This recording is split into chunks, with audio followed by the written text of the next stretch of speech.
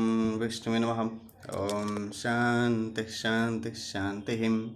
And the further readings on chapter 20 of Buddha's teaching refers about the working of karma. By karma is this world led. Atha Shalini. The working of karma is an intricate law which only a Buddha can fully comprehend. To obtain a clear understanding of this difficult subject, it is necessary to acquaint oneself with the processes, chitta vitti, according to Abhidhamma. Mind or consciousness, the essence of the so called being, plays the most important part in the complex machinery of man. It is mind that either defiles or purifies one. Mind, in fact, is both the bitterest enemy and the greatest friend of oneself. When a person is fast asleep and is in a dreamless state, he experiences a kind of consciousness which is more or less passive than active. It is similar to the consciousness one experiences at the moment of conception and at the moment of death. Chuti. The Buddhist philosophical term for this type of consciousness is bhavanga, which means factor of life, or indispensable cause or condition of existence. Arising and perishing every moment, it flows one on like a stream, not remaining the same for two consecutive moments. We do experience this type of consciousness not only in a dreamless state but also in a waking state. In the course of our life, we experience bhavanga, thought moments more than any other type of consciousness.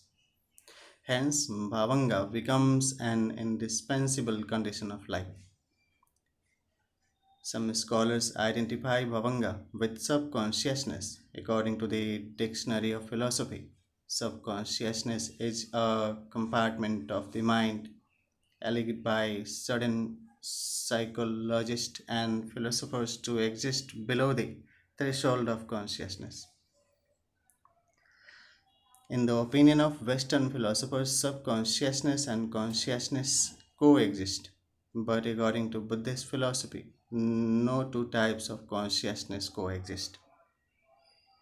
Nor is Bhavanga subplane, it does not correspond to F.W. Mayer's subliminal consciousness either.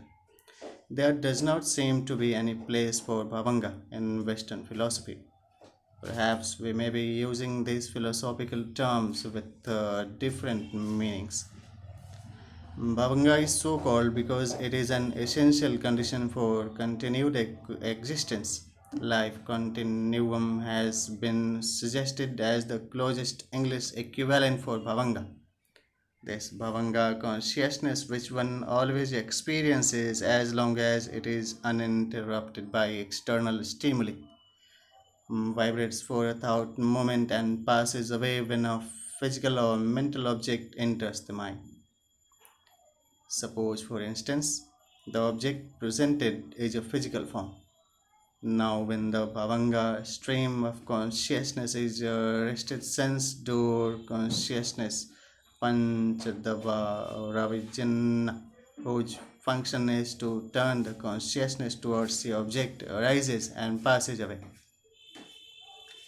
Immediately after this, there arises visual consciousness, Kakhu Vinnana, which sees the object but yet knows no more about it. This sense operation is followed by a moment of the reception of the object so seen, Sampati Chan.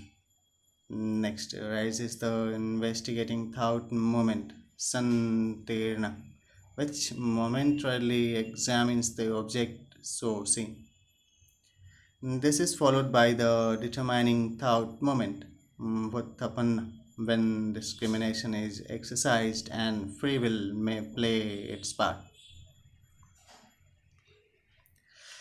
According to Buddhist philosophy, there is no moment when we do not ordinarily experience a particular kind of consciousness, hanging on to some object, whether physical or mental.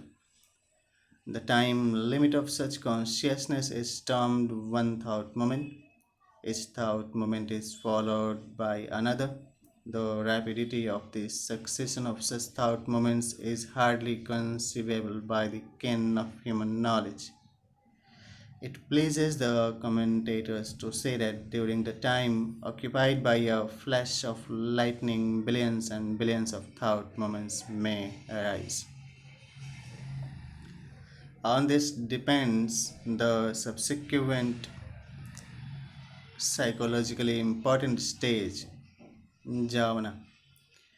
It is at this stage that an action is judged, whether it be moral or immoral. Karma is performed at this stage.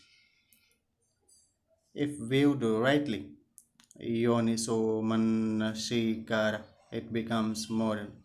If wrongly, ayoniso manashikara, immoral. Respective of the desirability or the undesirability of the object presented to the mind, it is possible for one to make the jhana process moral or immoral. If, for instance, one meets an enemy, anger will arise automatically. A wise person might, on the contrary, with self control, radiate a thought of love towards him.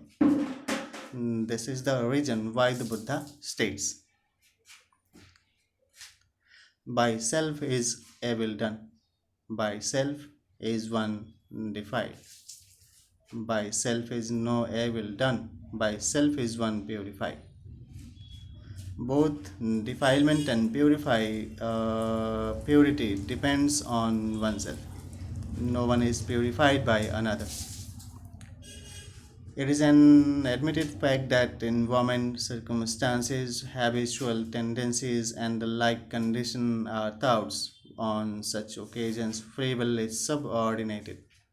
There exists, however, the possibility for us to overcome those external forces and produce moral and immoral thoughts, exercising our own free will.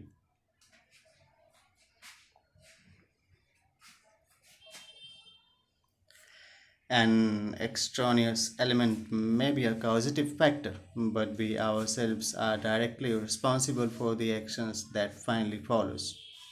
It is extremely difficult to suggest a suitable rendering for jhana.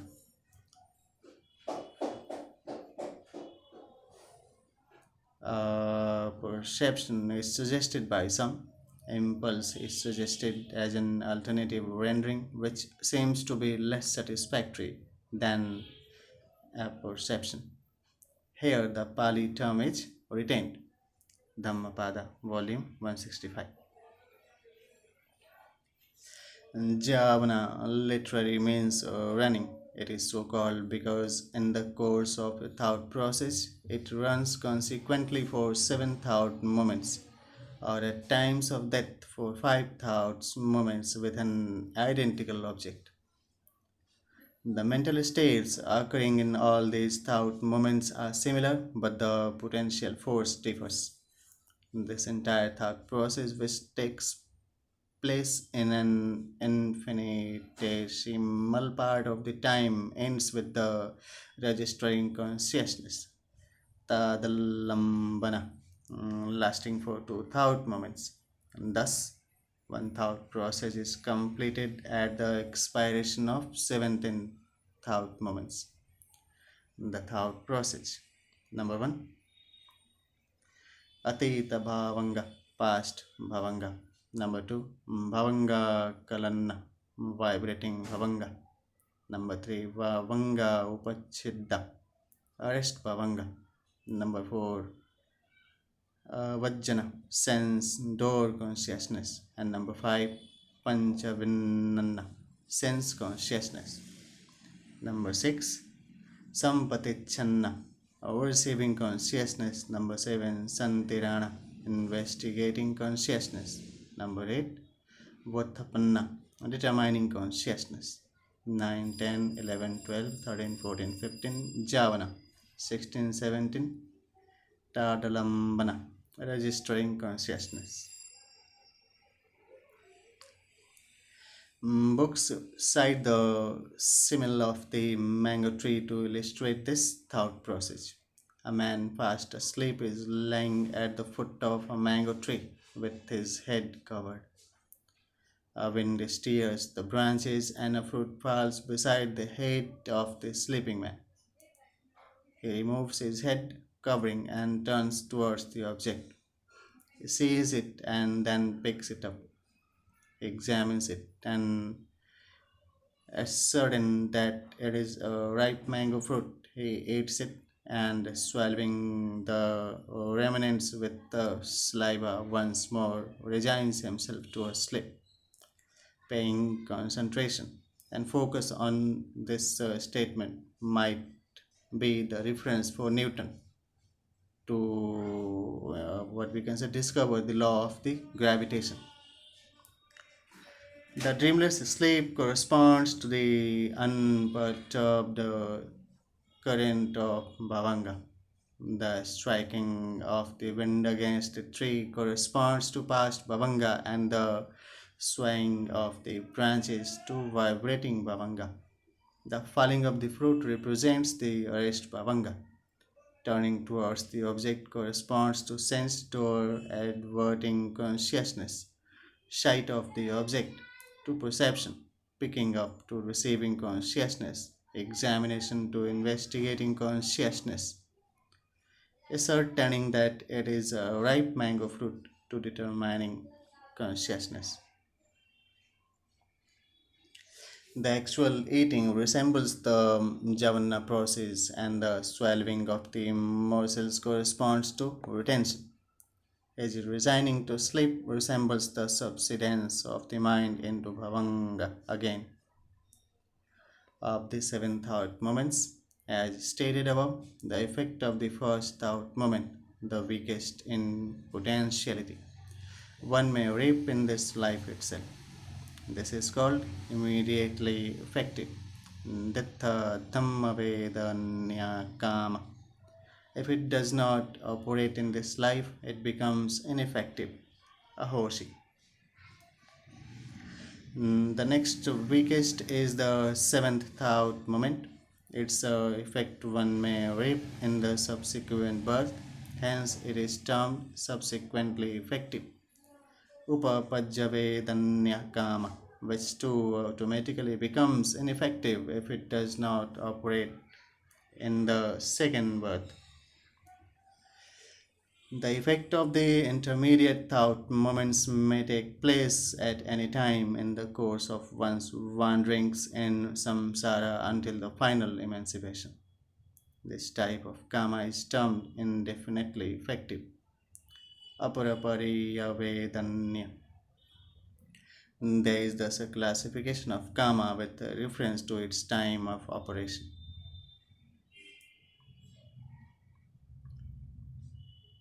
Dittha Dhamma Vedanya Kama, immediately effective Kama. Number two, Upapajja Vedanya Kama, subsequently effective Kama. Number three, Aparapariya Vedanya Kama, indefinitely effective Kama. And Ahoshi Kama, ineffective Kama. Immediately effective Kama. Illustrations: the result of a good Kama reaped in this life. A husband and his wife possessed only one upper garments to wear when they went out of doors. One day, the husband heard the Dhamma from the Buddha and was so pleased with the doctrine that he wished to offer his only upper garments, but his innate greed would not permit him to do so. He combated with his mind and ultimately, overcoming his greed, offered the garments to the Buddha and exclaimed, I have won, I have won. The king was delighted to hear his story and, in appreciation of his generosity, presented him 32 robes. The devout husband kept one for himself and another for his wife and offered the rest to the Buddha. The result of a bad karma reaped in this life. Buddhist legends, Dhammapadatta Katha, point 2, page 262.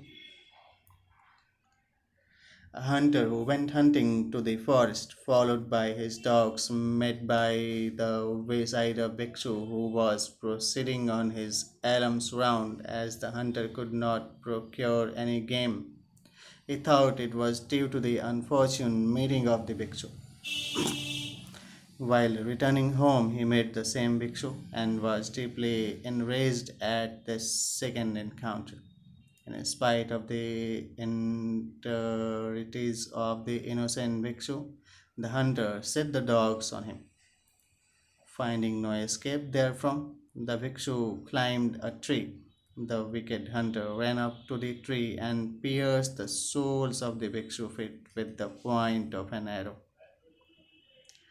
The pain was so excruciating that the robe the bhikshu was wearing fell upon the hunter, completely covering him.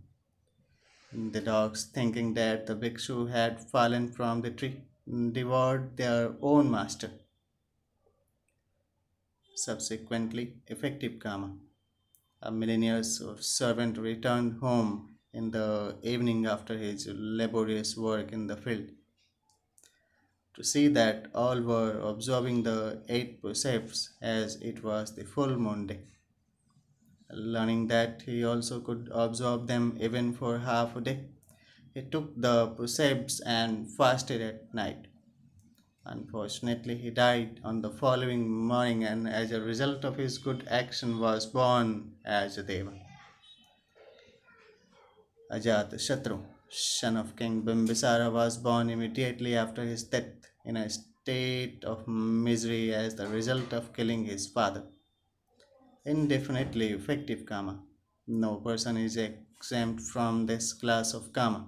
Even the Buddhas and Arhants may reap the effects of their past karma. Buddhist Legends, page 282, IBIT point 1, page 278. The Arahant Mogalanna in the remote past, instigated by his wicked wife, attempted to kill his mother and father. As a result of this, he suffered long in a woeful state, and in his last birth was clubbed to death by bandits. To the Buddha was imputed the murder of a female devotee of the necked ascetics. This was the result of his having insulted a Pakeka Buddha in one of his previous births. The Buddha's foot was slightly injured when Devadatta made a futile attempt to kill him. This was due to his killing a step brother of his in a previous birth with the object of appropriating his property. There is another classification of karma according to function. Kicha. Number one, Janaka karma, reproductive karma. Number two, Upathambaka karma, supportive karma. Number three, Upapedaka karma, counteractive karma. Number four, Upaghataka karma, destructive karma. Every subsequent birth, according to Buddhism, is conditioned by the good or bad karma which predominated at the moment of death. This kind of karma is technically known as reproductive Janaka karma. The death of a person is merely the temporary end of a temporary phenomenon. Thought the present form perceives perishes. Another form, which is neither absolutely the same nor totally different, takes its place according to the thought that was powerful at that moment. Since the karmic force which hitherto actuated it is not annihilated with the dissolution of the body, it is this last thought process, which is termed reproductive karma, that determines the state of a person in his subsequent birth. According to some books, he actually killed them. As a rule of last thought process depends on the general conduct of a person. In some exceptional cases, perhaps due to the favorable or unfavorable circumstances, at the moment of death, a good person may experience a bad thought. and a bad person a good one. The future birth will be determined by this last thought process, irrespective of the general conduct. This does not mean that the effects of the past actions are obliterated. They will produce their inevitable results at the appropriate moment. Such reverse changes of birth account for the birth of vicious children to virtuous parents and of virtuous children to vicious parents. Now, to assist and maintain or to weaken and obstruct the fruition of this reproductive karma, another past karma may intervene. Such actions are termed supportive, upatambhaka karma, and counteractive, upapidaka karma, respectively. According to the law of karma, the potential energy of the reproductive karma can be totally annulled by a more powerful opposing past karma, which, seeking an opportunity, may quite unexpectedly operate, just as a counteractive force can obstruct the path of a flying arrow and bring it down to the ground. Such an action is termed destructive upaghartaka kama, which is more powerful than the above two in that it not only obstructs but also destroys the whole forces. As an instance of the operation of all the four, the case of Venerable Devadatta who attempted to kill the Buddha and who caused a schism in the Sangha may be cited. His reproductive good karma destined him to a birth in a royal family. His continued comfort and prosperity were due to the action of the supportive karma. The counteractive karma came into operation when he was subjected to such humiliation as a result of his being excommunicated from the Sangha. Finally, the destructive karma brought his life to a miserable end. The following classification is according to the priority of effect. Vipakadanave sanna Garuka Kama, Asanna Kama, Achinna Kama, and Katata Kama. The first is Garuka Kama, which means a weighty or serious action. It is so called because it produces its effect for certain in this life or in the next. On the moral side, the weighty actions are the jnanas or ekastasis, while on the immoral side, they are the subsequently effective heinous crimes anatharya kama, namely matricide, parricide, the murder of an arhat, the wounding of the Buddha, and the creation of a schism in the Sangha. If, for instance, any person were to develop the jnanas and later to commit one of these heinous crimes, his good karma would be obliterated by the powerful evil karma. His subsequent birth will be conditioned by the evil karma in spite of his having gained the jnanas earlier. For example, Venerable Devadatta lost his psychic powers and was born in a woeful state because he wounded the Buddha and caused a schism in the Sangha. King Ajatashatru, as the Buddha remarked, would have attained the first stage of sainthood if he had not committed parricide. In this case, the powerful evil karma obstructed his spiritual attainments. When there is no Vetli karma to condition the future birth, a death proximate asana karma might operate. This is the action one does or recollects immediately before the dying moment. Owing to its significance in determining the future birth, the custom of reminding the dying person of his good deeds and making him do good on his deathbed still prevails in Buddhist countries. Sometimes a bad person may die happily and receive a good birth if fortunately he remembers or does a good act at the last moment. This does not mean that although he enjoys a good birth, he will be exempt from the effects of the evil deeds he had accumulated during his lifetime. At times, a good person on the other hand, may die unhappily by suddenly remembering an evil act or by conceiving a bad thoughts, perchance compelled by unfavorable circumstances. Habitual. Achinna kama is the next in priority of effect. It is the kama that one constantly performs and recollects and towards which one has a great liking. Habits, whether good or bad, become second nature. They more or less tend to mold the character of a person. At leisure moments, we often engage ourselves in our habitual thoughts and deeds. In the same way, at that moment, unless influenced by other circumstances, we, as a rule, recall to mind our habitual thoughts and deeds. The last in this category is cumulative kamma, which embraces all that cannot be included in the foregoing three. This is as it were the reserve fund of a particular being. The last classification is according to the plane in which the effects take place, literally because done. They are number one, evil actions, akushal, which may ripen in the sense spared, kamaloka. Number two, good actions, kushala, which may ripen in the sense spared.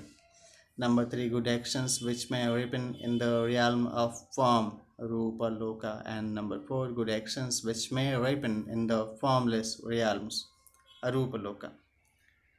Evil actions which may ripen in the sense sphere. There are 10 evil actions caused by deed, word, and mind which produce evil karma. Of them, 3 are committed by deed, namely killing, pannatipatta, stealing, yarinantanna, and sexual misconduct, kameshu michakara. 4 are committed by word, namely lying, musavada, slandering, Visunnavacha, harsh speech, Farushavacha, and frivolous talk, Sampapalappa. 3 are committed by mind, namely covetousness, abhija, ill will, vyapada, and false views. Michaditte. Killing means the intentional destruction of any living being. The Pali term panna strictly means the psychophysical life pertaining to one's particular existence. The wanton destruction of this life force without allowing it to run its due course is pannatipatta. Panna means that which breeds, hence, all animate beings, including animals, are regarded as panna but not plants, as they possess no mind. Bhikshus, however, are forbidden to destroy even plant life. This rule, it may be mentioned, does not apply to lay followers. In plants, there is no transmission of stimuli by nerves. Nerves are unknown to them as nerve centers. Dr. Carl B. Fritsch, UN Life, page 125. The following 5 conditions are necessary to complete the evil of killing. Number 1, a living being. Number 2, knowledge that it is a living being. Number 3, intention of killing. Number 4, effort to kill. And number 5, consequent death. The gravity of the evil depends on the goodness and the magnitude of the being concerned. The killing of a virtuous person or a big animal is regarded as more heinous than the killing of a vicious person or a small animal because a greater effort is needed to commit the evil and the loss involved is considerably great. The evil effects of killing are brevity of life, ill health, constant grief due to the separation from the loved, and constant fear.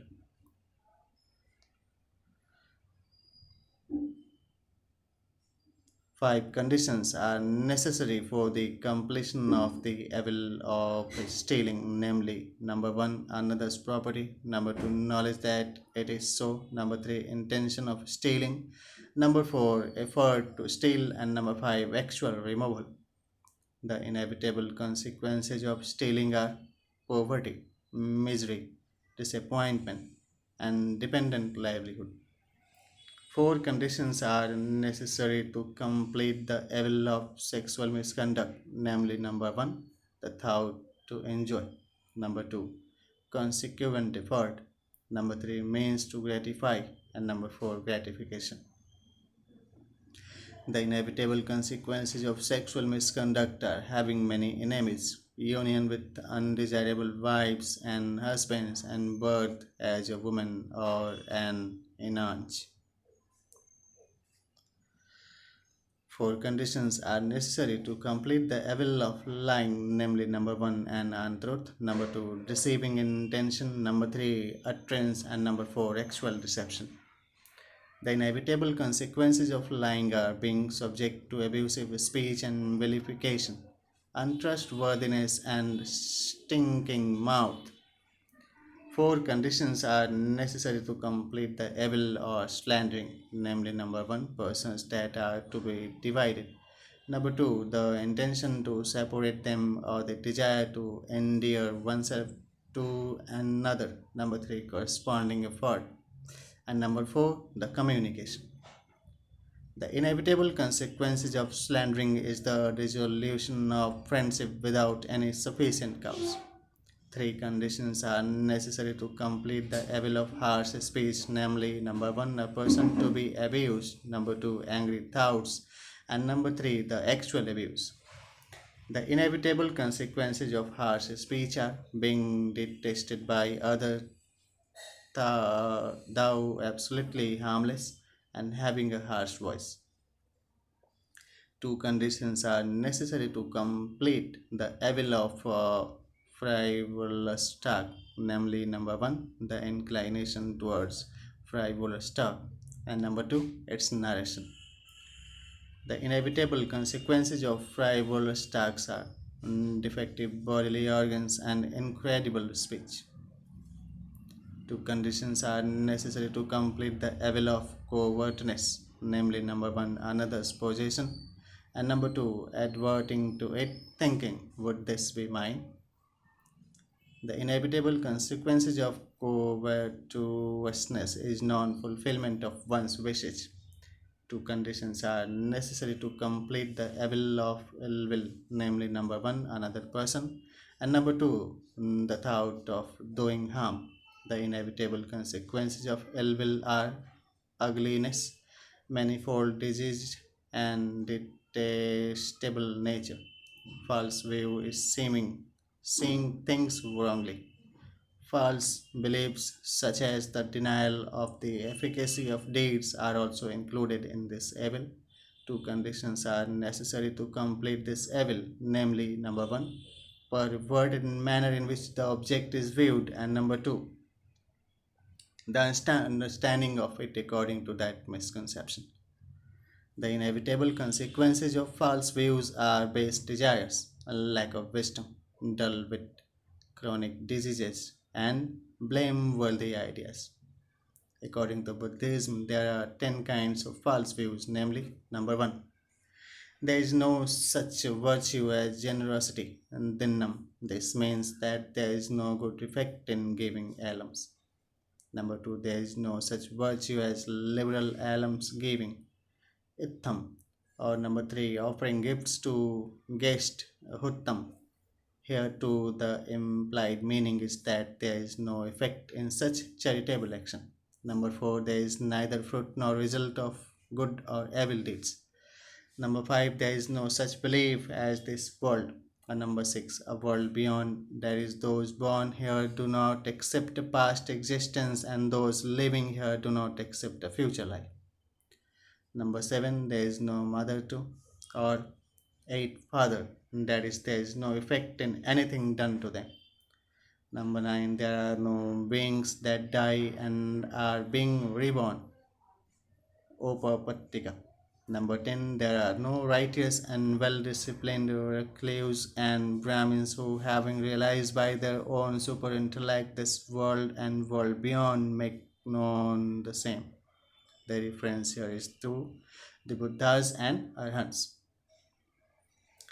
The Pali text runs or reads as follows: Natte Dennam, Natte Ittam, Natte Huntam, Natte Sukata Dukha Tannam, Kamannam Phallam Vipako, Nate ayam loko, nate paraloko, na ate mata, nate pita, nate satta papatikam, nate loke samana brahmana, samana gota, samana pati pannaye, emannaka, lokam parannaka, lokam sayam abhinna sachika tabapa vedenti.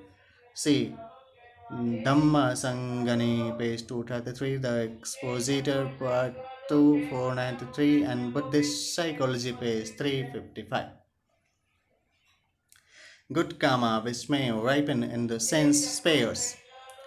There are 10 kinds of such meritorious actions. Kushal karma, namely number 1, generosity; dana, number 2, morality; shila, number 3, meditation; bhavana, number 4, reverence; apachayana, number 5, service; vacha, number 6, transference of merit; patidanna, number 7, rejoicing in others' good actions; anumodana, number 8, hearing the doctrine; dhammasavana, number 9, expounding the doctrine; dhammadesana, and number 10, strengthening one's own views; Nitya.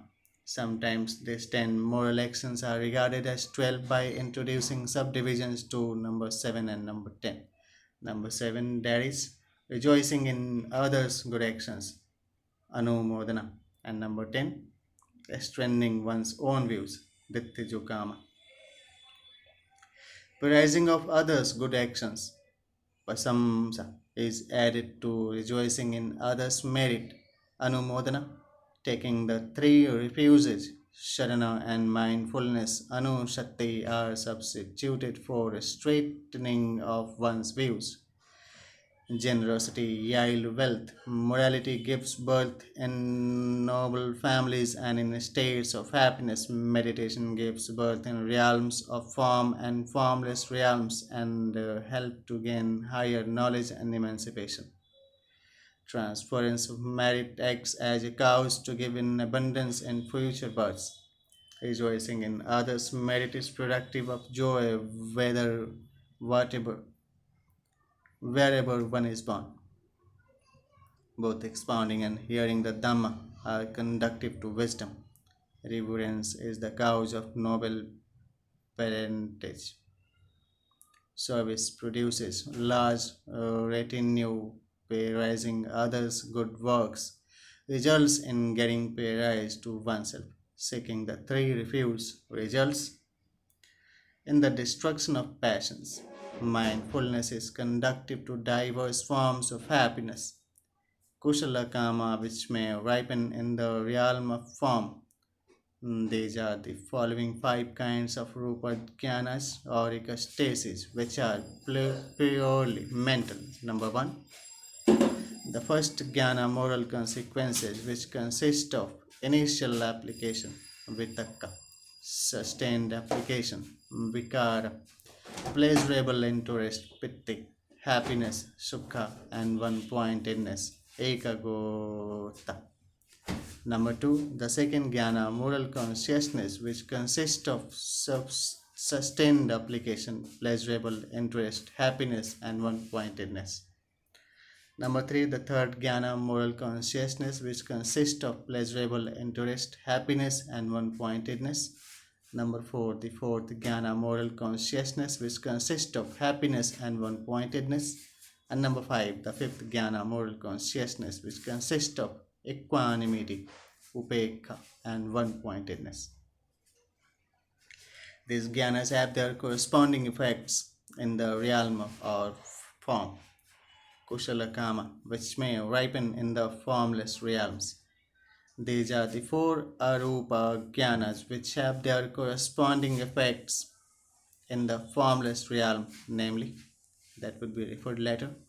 According to the Abhidhammata Sangha, there are five Rupa Jnanas, but the Vishuddhi Magga mentions four Jnanas. There is no great difference between the two interpretations. In the former, the Jnanas are divided into five according to the five constituents. In the latter, the second Jnana consists of the final three constituents without the first two.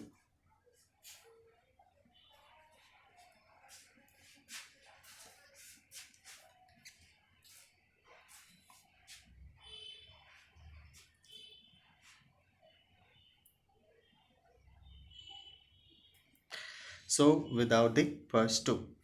So, Kusala Kama, which may ripen in the formless realms, these are the four Arupa Jnanas which have their corresponding effects in the formless realms, namely, number one, moral consciousness dwelling in the infinity of space, Akasanna Kayatanna. Number two, moral consciousness dwelling on the infinity of consciousness, Vinanachayatana. Number three, moral consciousness dwelling on nothingness, Akinchanayatana. And number four, moral consciousness wherein perception neither is not nor is not, Neva Sannam, Asannayatana.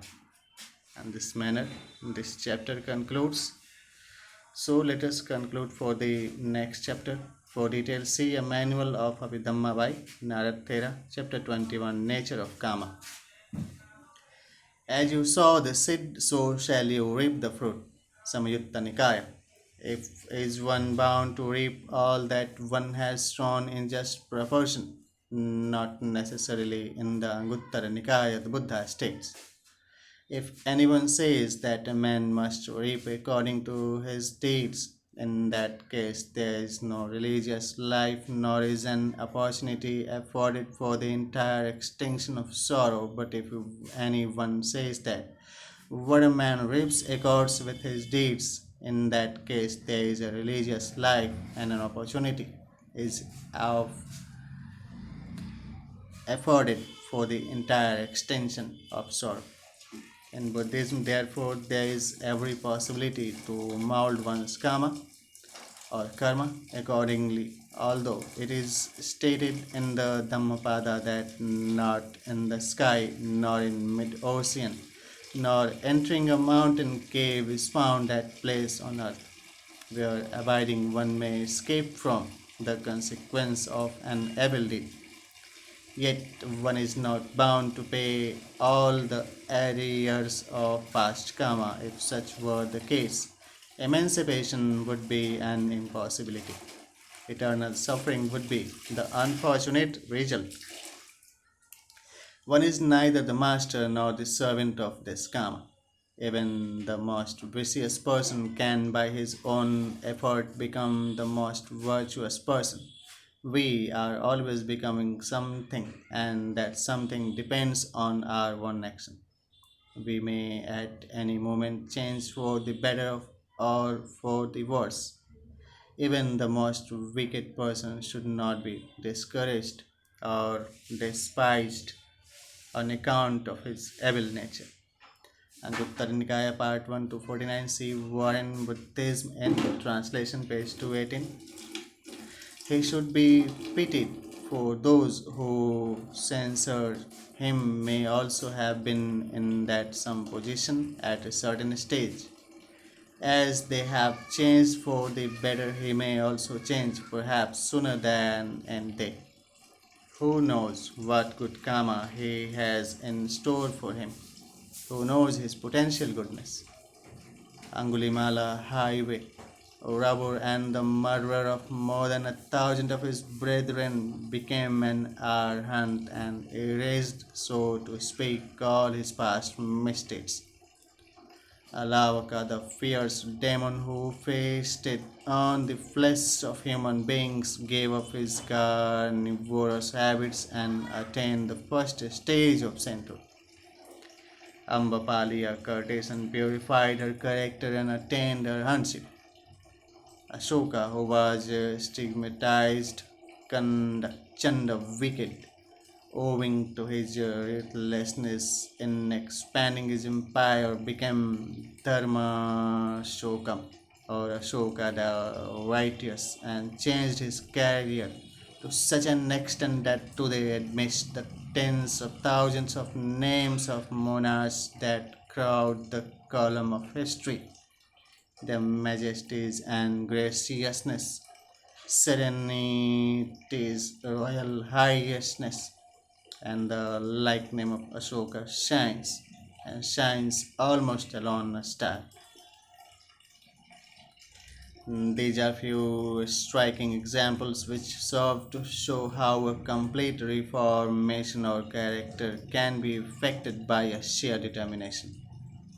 It may so happen that in some cases a lesser evil may produce its due effect, while the effect of a greater evil may be minimized. The Buddha says, here, O Bhikshu, a certain person is not disciplined in body, in morality, in mind, in wisdom, has little good and less virtue, and lives painfully in consequence of trifling mistakes. H.G. Wells, Outline of History. Even a tribal act committed by such a person will lead him to a state of misery. Here, shows a certain person is disciplined in body, in morality, in mind, in wisdom, does much good, is high souled, and lives with boundless compassion towards all. A similar evil committed by such a person ripens in this life itself, and not even a small effect manifests itself after death, not to say of a great one. It is as if a man were to put a lump of salt into a small cup of water. What do you think, O Bhikshus? Would now the small amount of water in this cup become saltish and undrinkable? Yes, Lord. And why? Because, Lord, there was very little water in the cup, and so it became saltish and undrinkable by this lump of salt. Suppose a man were to put a lump of salt into the river Gangas. What think you, O Bhikshu? Would now the river Ganges become saltish and undrinkable by the lump of salt? Nay, indeed, Lord. And why not? Because, Lord, the mass of water in the river Ganges is great, and so it would not become saltish and undrinkable. In exactly the same way, we may have the case of a person who does some slight evil deed which brings him to a state of misery. Or again, we may have the case of another person who does the same tribal mistake, yet he expiates it in his present life. Not even a small effect manifests itself after death, nor to say of a great one. We may have the case of a person who is cast into prison for the theft of a penny or for 100 pence, or again, we may have the case of a person who is not cast into prison for a halfpenny, for a penny, for 100 pence.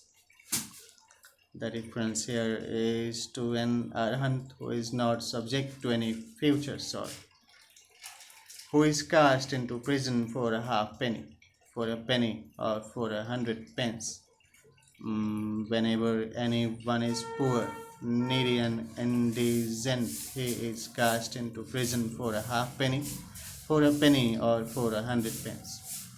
Who is not cast into prison for a halfpenny, or for a penny, or for 100 pence.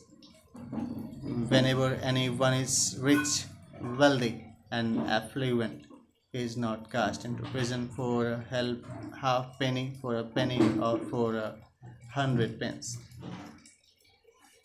In exactly the same way, we may have the case of a person who does some slight evil deed which brings him to a state of misery. Or again, we may have the case of another person who does the same tribal mistake and expiates it in the present life. Not even a small effect manifests itself after death, nor to say of a great one. Cause of adverse results. Good begets good, but any subsequent regrets on the part of the doer in respect of the good done deprive him of the due desirable results. The following case may be cited in illustration. On one occasion, King Pasenadi of Koshala approached the Buddha and said, Lord, here in Savatthi, a millionaire householder has died. He has left no son behind him, and now I come here after having conveyed his property to the palace. Lord, 100 lakh in gold, to say nothing of the silver. But this millionaire householder used to eat broken scraps of food and sour gruel. And how did he clothe himself? For dress, he wore a robe of coarse ham, and as to his course, he drove in a broken down cart raised up with a leaf awning. Thereupon the Buddha said, Anguttara Nikaya, point 1, page 249. See Warren Buddhism in translation, page 227. Thereupon the Buddha said, Even so, O king, even so, in a former life, O king, this millionaire householder gave alms of food to a Pakka Buddha called Tagarashiki. Later he repented of having given the food, saying within himself, It would be better if my servants and workmen ate the food I gave for alms, and besides this, he deprived his brother's only son of his life for the sake of his property. And because this millionaire householder gave alms of food to the Pakera Buddha, Tagarashiki, in requital for this deed, he was reborn 7 times in heavenly blissful states.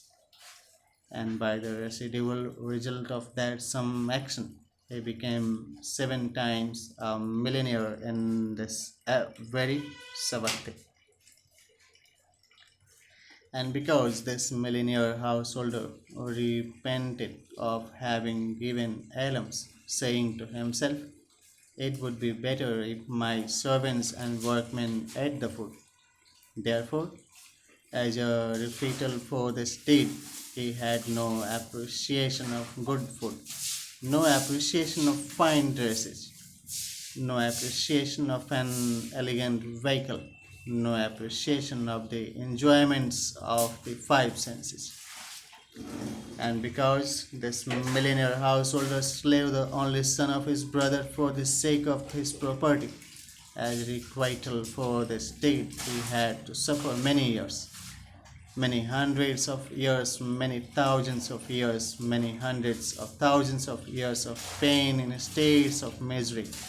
And by the residual of that same action, he is without a son for the 7th time, and in consequence of this, had to leave his property to the royal treasury. This millionaire obtained his vast fortune as a result of the good act done in a past birth, but since he repented of his good deed, he could not fully enjoy the benefits of the riches which karma provided him. Samyutta Nikaya, point 1, page 91. See Warren Buddhism in translation, page 296, and Grimm, The Doctrine of the Buddha, page 248. Then beneficent and maleficent forces. In the working of karma, it should be understood that there are beneficent and maleficent forces to counteract and support the self-operating law. Birth, Gati. time or conditions, kala, personality or appearances, upadhi, and effort, payoga, are such aids and hindrances to the fruition of karma. If, for instance, a person is born in a noble family or in a state of happiness, his fortune birth will sometimes hinder the fruition of his evil karma. If one, on the other hand, he is born in a state of misery or in an unfortunate family, his unfavorable birth will provide an easy opportunity for his evil karma to operate. This is technically known as Gati Sampatti, favorable birth, and Gati Vipatti, unfavorable birth. An unintelligent person who, by some